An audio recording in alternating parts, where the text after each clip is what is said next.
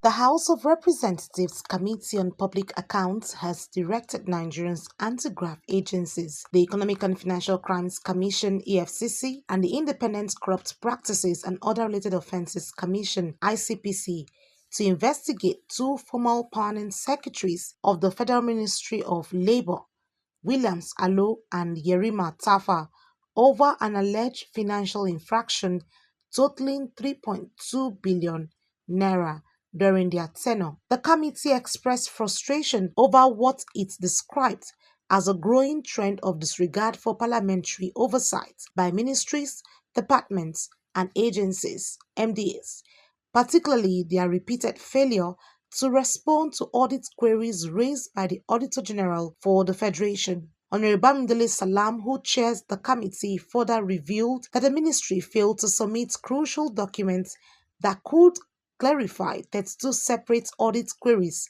flagged in the 2020 audit report.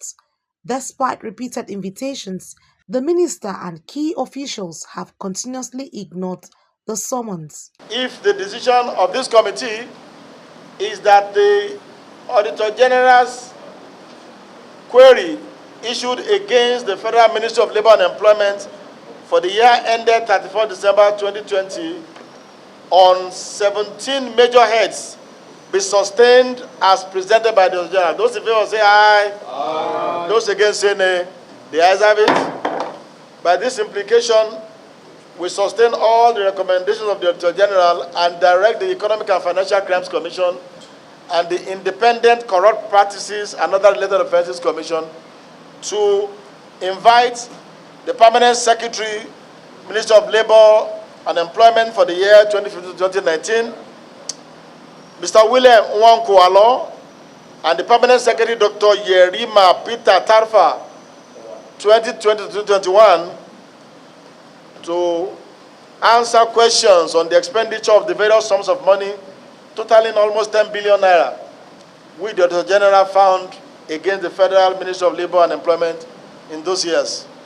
The committee warned that it will no longer tolerate defiance from MDAs regarding their constitutional duty to account for public funds appropriated by the National Assembly. Honorable Salam highlighted that even the Senate Committee on Public Accounts recently issued a strong statement against erring agencies. As part of the resolution, the committees held Williams Alo and Yerima Tafa accountable, stating that they were the chief accounting officers when the financial irregularities occurred. Additionally, the current permanent secretary in the Ministry of Labour, Saliu Usman, has been given 72 hours to appear before the committee and respond to 7 audit queries from the 2021 financial year. Failure to do so may result in the committee upholding the Auditor General's recommendations, which could have serious legal implications. The directive also extends the permanent secretaries of 3 other ministries: Ministry of Transportation, Adeleye Ayodeji; Ministry of Women Affairs, Mariam Keshero; Ministry of Humanitarian Services, Yakubu Kofa Mata. They too must appear before the committee within 72 hours or face the consequences. We are dealing with our institution, and we are also an institution of the government by the Constitution. And I think we should tread along that way of authority.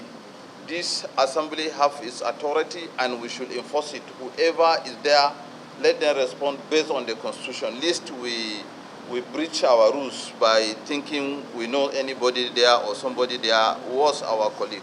So I think we should handle this based on the rules of law. This committee, as a constitutional committee, has the task to review all activities of MDAs.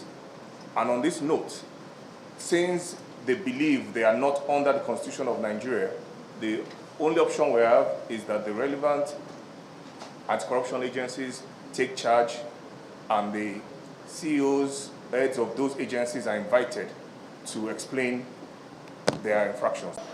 The Permanent Secretary, Federal Ministry of Transport, Mr. Adeleye Ayodeji.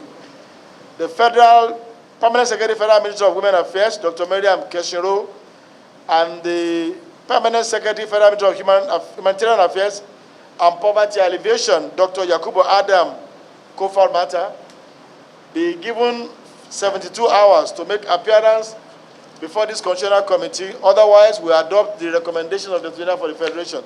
Those in favor of that motion say aye. Aye. Those against say nay.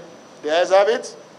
By this resolution, we are extending the benefit of the doubt and further opportunity for fair hearing to these three accounting officers of the Federal Ministries of Transport, Federal Ministry of Women Affairs, and Federal Ministry of Humanitarian Affairs and Poverty Alleviation to appear before this committee within 72 hours. With the 2022 audit report set to be submitted in April, the committee says it is making every effort to resolve outstanding issues from the 2020 and 2021 reports before moving forward.